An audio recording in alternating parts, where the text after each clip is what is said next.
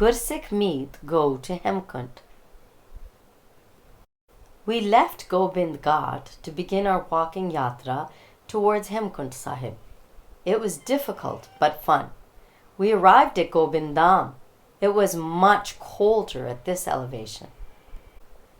At Gurdwara Sahib Gobind Dham, we were very cold in our room because there was no heat. We piled 4 blankets on top of ourselves and wore several pairs of socks. The water in the washroom was ice cold. We talked about how cold we were after our bath, and Lucky Uncle said the water at Hemkunt Sahib was even colder and we were going to have a dip in it. Sarai and I thought he was joking. Lucky Uncle said he was serious.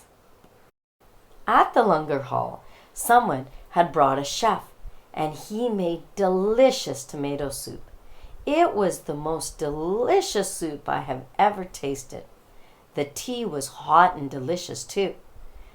The soup and tea were outside the Langar Hall, so we didn't have to remove our socks and shoes. At 5 a.m. in the morning, we departed on the final stretch of the yatra, holy pilgrimage, to Sri Hemkunt Sahib. We rode on horseback.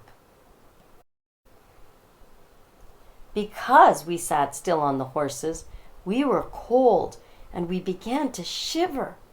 The horses enjoyed walking on the edge of the trail. We saw a 1,000-foot drop within a foot from the horses' hooves. I was terrified and freezing. It was hard to control my feelings. I felt like screaming. In desperation, I tried to think of a solution and remembered the books I read about the Gurus, Sikh teachers of God.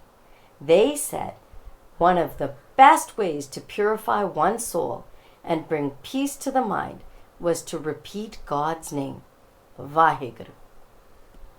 I began to sing with faith and confidence in a low voice, Vaheguru, Vaheguru, Vaheguru.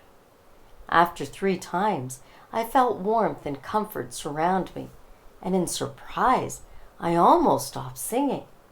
I looked around, but saw nothing. I embraced the warmth and sang with passion, louder. All fear left me. A serene bliss filled me as I sang. I basked in the joy and warmth.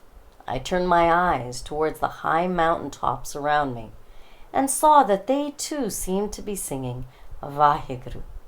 Even the valley between the mountains with the sun's golden rays seemed to spell Vaheguru. I smiled as we reached Hemkunt Sahib because I had experienced the power of Vaheguru. Now I was standing before the Sarovar and I was freezing with my gloves and jacket on. We decided to wait for the sun to rise a little until 8 a.m. I dipped my hand into the Sarovar and it seemed warmer than the chilly air. As I took off my gloves and coat, my hands shivered. Simran Auntie unbuttoned my shirt for me because my fingers were too cold. I finished taking off my clothes and everyone cheered me on. I had only my boxer shorts on and I was told to hang on to the chain and not let go. I held on with both hands. The first time, I only dipped my body in up to my waist. I quickly dipped into the water up to my shoulders 2 times. I dressed quickly and was filled with warmth and fulfillment. I felt clean and excited to watch my father take his turn. He dipped into the Sarovar 5 times up to his head. He later told us that when he came up, he did not know where he was. He was so cold. We walked into the central Gurdwara. The Path was very beautiful. We were given blankets and we huddled up to listen to the Ardas.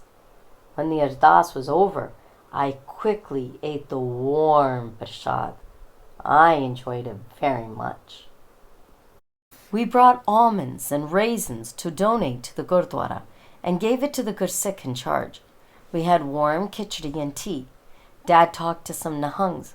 I loved my yatra to Hemkunt Sahib and look forward to going again with Baji, Babi, and Tirath.